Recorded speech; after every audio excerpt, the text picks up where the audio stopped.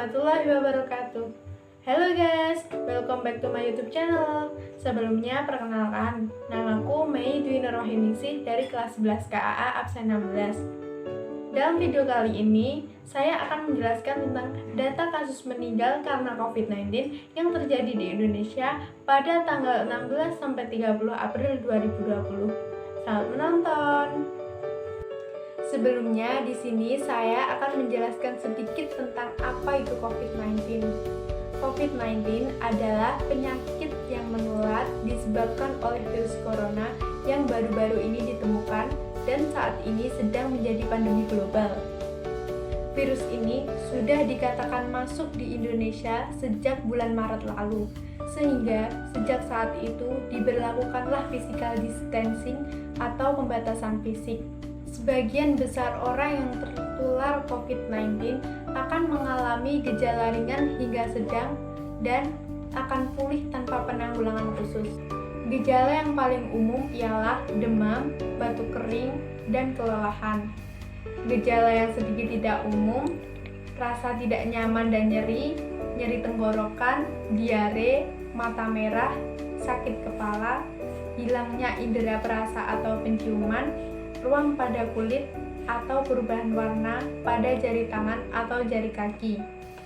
Sedangkan untuk gejala serius, kesulitan bernafas atau sesak nafas, nyeri dada atau rasa tertekan pada dada, hilangnya kemampuan berbicara atau bergerak. Oleh sebab itu, jika Anda mengalami gejala serius, segera cari bantuan medis, selalu hubungi dokter atau fasilitas kesehatan yang ingin Anda tuju sebelum mengunjunginya. Orang dengan gejala ringan yang dinyatakan sehat harus melakukan perawatan mandiri di rumah. Rata-rata, gejala akan muncul 5-6 hari setelah seseorang pertama kali terinfeksi virus ini, tetapi bisa juga 14 hari setelah terinfeksi. Virus ini akan disebarkan melalui percikan air liur yang dihasilkan saat orang yang terinfeksi batuk, bersin, atau menghembuskan nafas. Percikan air liur ini terlalu berat dan tidak bisa bertahan di udara, sehingga dengan cepat jatuh dan menempel ke lantai atau permukaan lainnya. Setiap orang dapat tertular saat menghirup udara yang mengandung virus. Jika seseorang berada terlalu dekat dengan orang yang sudah terinfeksi COVID-19, orang tersebut dapat tertular jika menyentuh permukaan benda yang terkontaminasi lalu menyentuh mata, hidung, atau mulut. Karena virus ini sudah ribuan orang yang kehilangan nyawanya. Tidak pandang usia, siapa saja bisa terinfeksi. Yang dapat bertahan hanya orang yang mempunyai daya tahan tubuh kuat. Di Indonesia sendiri pun, angka kematian dari hari ke hari mengalami naik turun. Berikut data kasus kematian karena virus corona yang terjadi pada tanggal 16 sampai 30 April 2020 di Indonesia. Data ini diperoleh dari website covid19.go.id. Kemudian, data tersebut dapat dibuat grafik untuk mempermudah membaca data. Dari grafik tersebut dapat dilihat kasus meninggal paling banyak terjadi pada tanggal 19 April dengan kasus 47 kematian.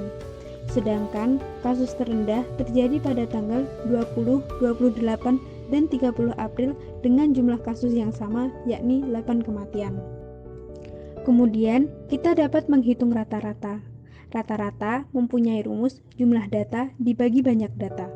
Pada data tersebut diperoleh total jumlah data sebanyak 323 kasus. Lalu dibagi dengan banyak data yakni 15 kasus dari rentang tanggal 16 April sampai 30 April 2020. 323 dibagi 15 diperoleh hasil rata-rata sebesar 21,5333 atau bisa dibulatkan 22. Menurut saya, dengan rata-rata 22 bisa dikatakan rata-ratanya rendah. Karena jika dibanding dengan rata-rata kematian yang terjadi di bulan ini, tentu juga lebih banyak di bulan ini. Pada bulan April ini, kasus kematian terbilang cukup sedikit. Bisa jadi dikarenakan virus tersebut belum menyebar seluas sekarang ini.